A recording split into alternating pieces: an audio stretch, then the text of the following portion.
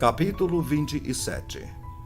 Quando foi decidido que navegássemos para a Itália, entregaram Paulo e alguns outros presos a um centurião chamado Júlio, da coorte imperial.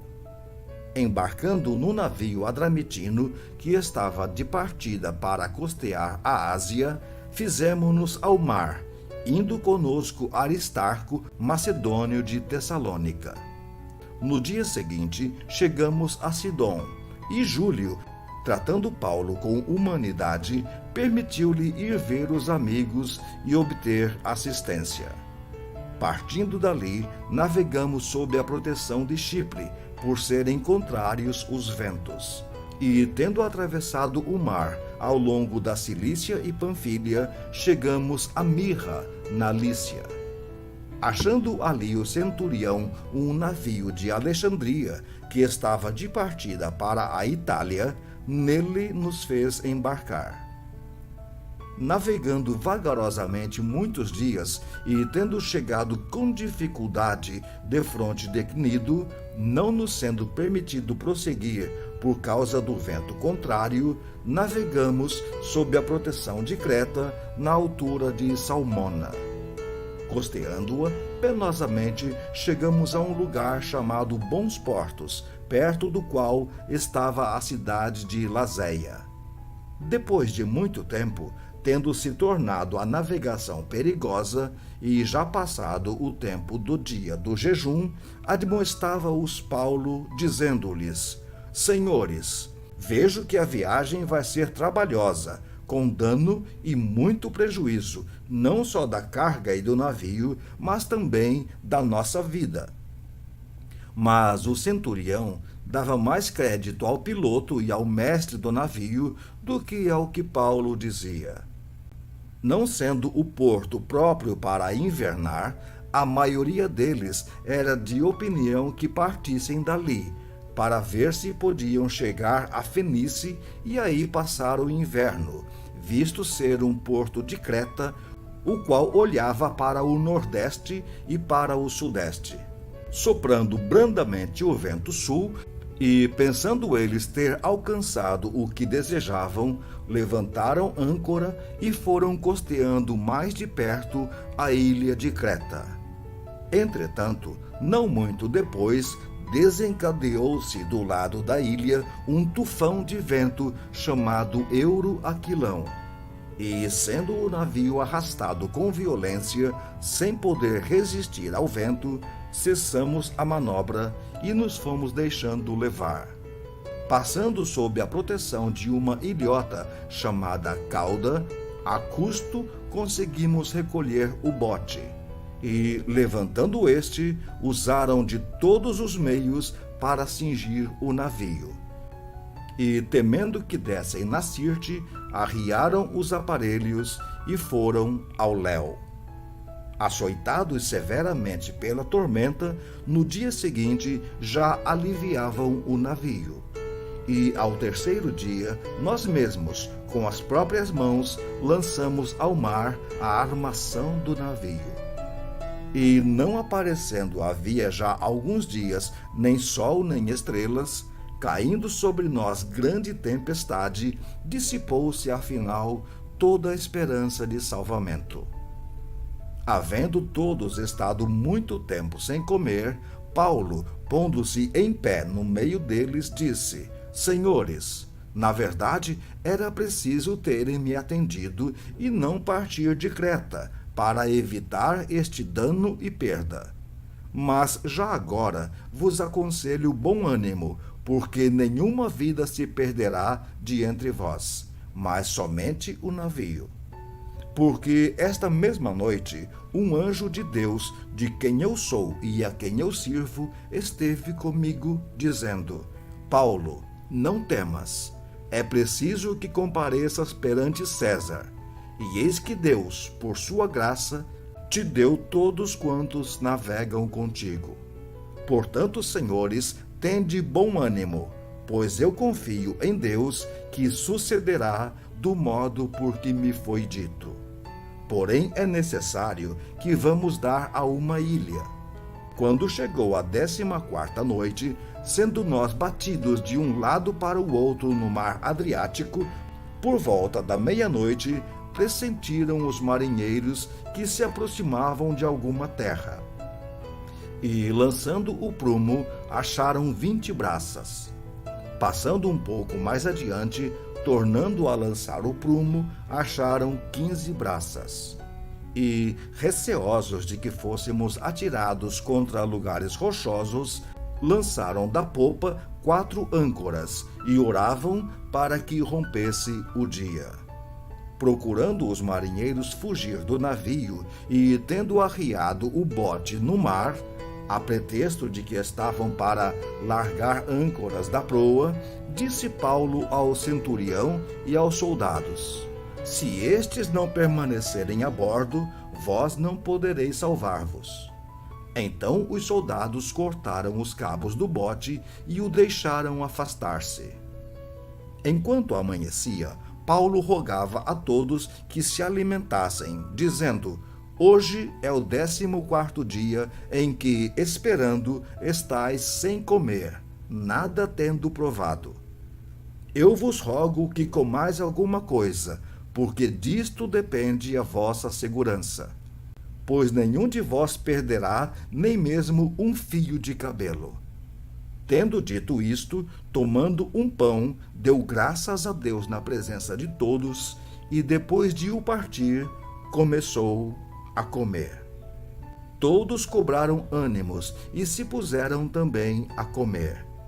Estávamos no navio 276 pessoas ao todo. Refeitos com a comida, aliviaram o navio, lançando o trigo ao mar.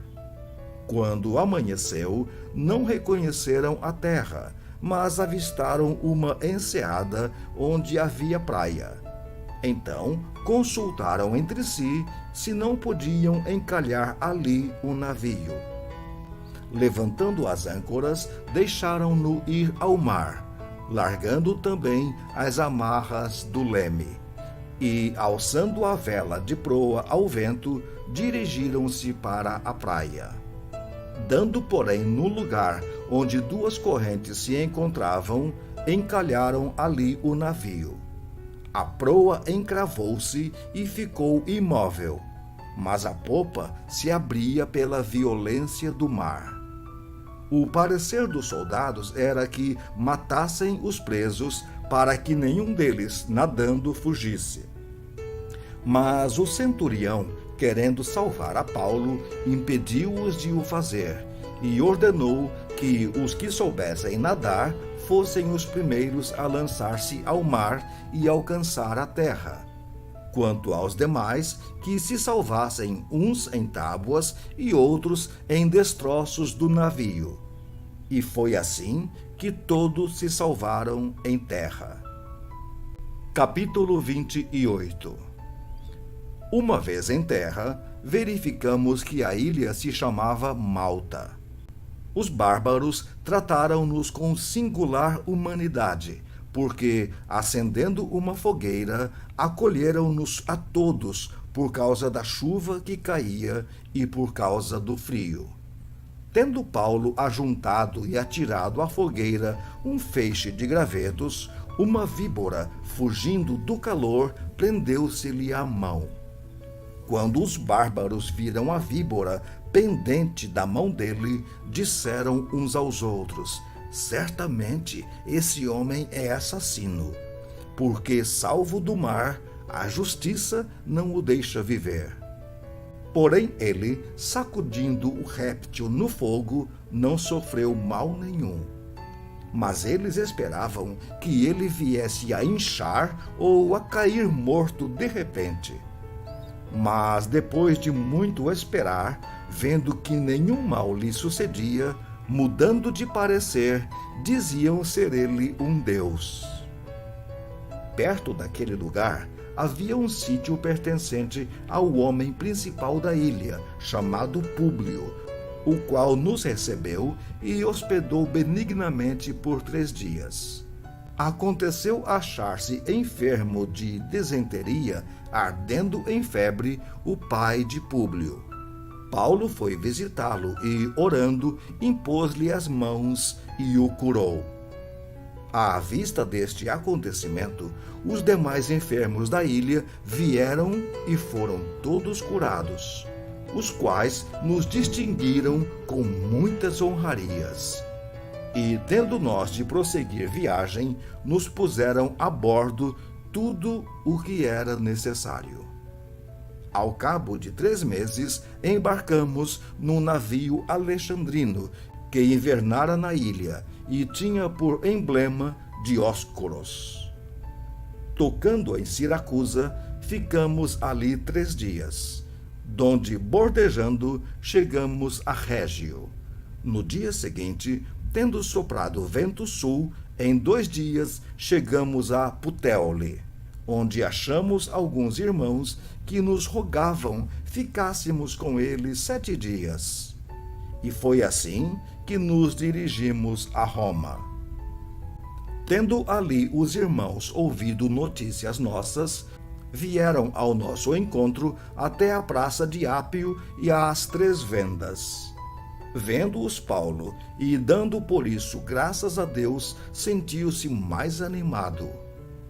Uma vez em Roma, foi permitido a Paulo morar por sua conta, tendo em sua companhia o soldado que o guardava.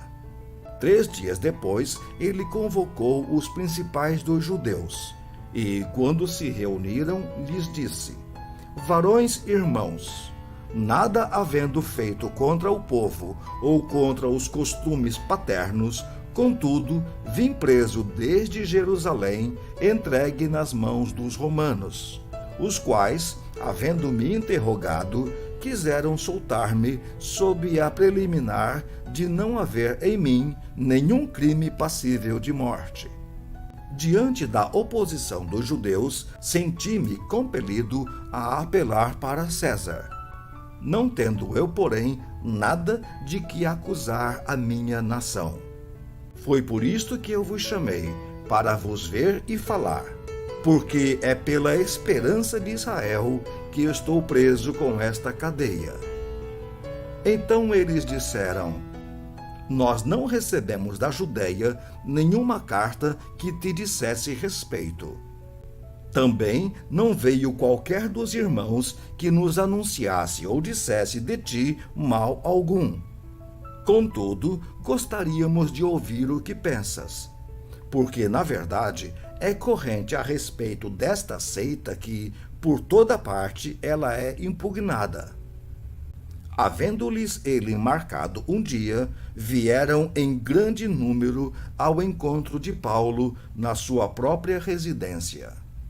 Então, desde a manhã até a tarde, lhes fez uma exposição em testemunho do reino de Deus, procurando persuadi-los a respeito de Jesus, tanto pela lei de Moisés como pelos profetas.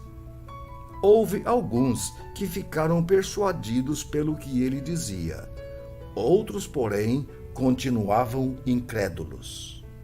E, havendo discordância entre eles, despediram-se, dizendo Paulo estas palavras: Bem falou o Espírito Santo a vossos pais, por intermédio do profeta Isaías, quando disse: Vai a este povo e dize-lhe: De ouvido ouvireis e não entendereis. Vendo, vereis e não percebereis. Porquanto o coração deste povo se tornou endurecido. Com os ouvidos ouviram tardiamente, e fecharam os olhos, para que jamais vejam com os olhos, nem ouçam com os ouvidos, para que não entendam com o coração e se convertam, e por mim sejam curados. Tomai, pois, conhecimento de que esta salvação de Deus foi enviada aos gentios, e eles a ouvirão. Ditas estas palavras, partiram os judeus, tendo entre si grande contenda.